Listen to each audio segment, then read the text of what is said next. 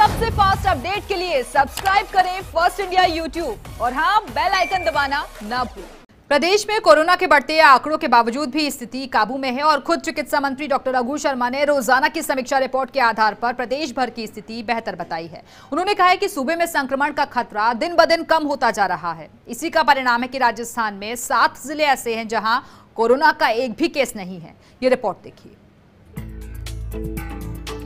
राजस्थान में कोरोना की रोकथाम के लिए मुख्यमंत्री अशोक गहलोत और चिकित्सा मंत्री डॉक्टर रघु शर्मा दिन रात जुटे हुए हैं।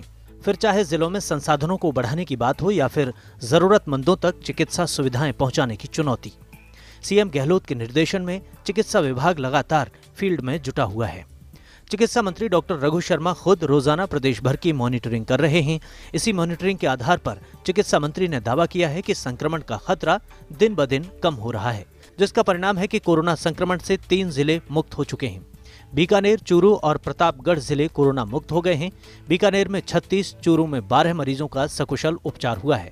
प्रतापगढ़ में 2 मरीजों का सकुशल उपचार हुआ है। 4 जिलों में अभी तक कोरोना का एक भी केस नहीं आया है।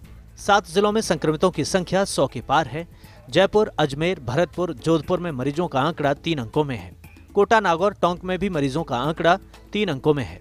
सभी जिलों के लिए अलग अलग एक्शन प्लान बनाकर काम किया जा रहा है।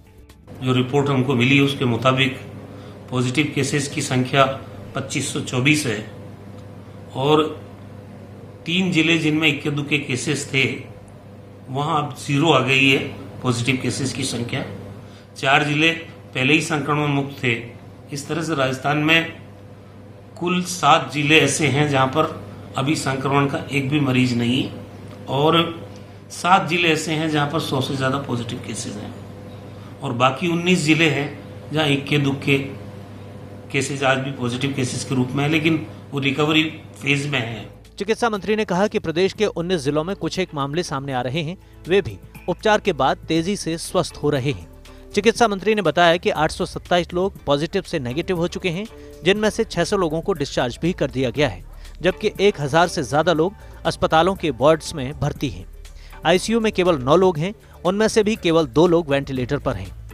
खुशी की बात यह है कि 827 लोगों को पॉजिटिव से हमने नेगेटिव भी किया है और करीब 600 लोगों को डिस्चार्ज भी कर दिया है और जो लोग 1000 से ज्यादा लोग वार्डों में भर्ती है अलग अलग अस्पतालों के अंदर और जो सामान्य अस्पताल में भर्ती हैं 4800 के करीब लोग, वो सब अंडर कंट्रोल सिचुएशन में है। आईसीयू में सिर्फ 9 लोग हैं, उनमें से भी 2 लोग वेंटिलेटर पे हैं। चिकित्सा मंत्री ने एक बार फिर जांचों में लगातार हो रहे इजाफे का जिक्र किया। उन्होंने कहा कि वर्तमान में 8800 जांच प्रतिदिन कराने की क्षमता विभाग ने विकसित कर ली है। 1-2 दिन में 10,000 जांच प्रतिदिन का लक्ष्य भी पूरा कर लिया जाएगा। उन्होंने बताया कि प्रदेश में अभी तक 1 लाख से ज्यादा सैंपल लेकर राजस्थान देश के सर्वाधिक सैंपल लेने वाले राज्यों में शुमार हो गया है।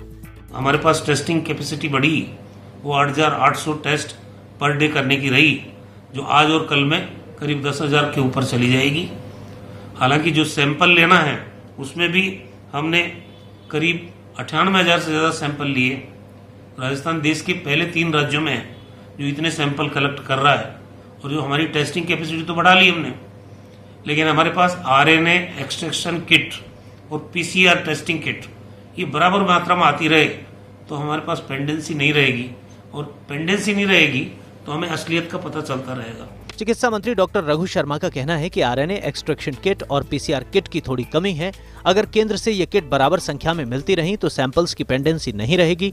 इससे कोरोना संक्रमितों की वास्तविक संख्या का पता चल सकेगा। फर्स्ट इंडिया न्यूज के लिए जयपुर से विकास शर्मा की रिपोर्ट।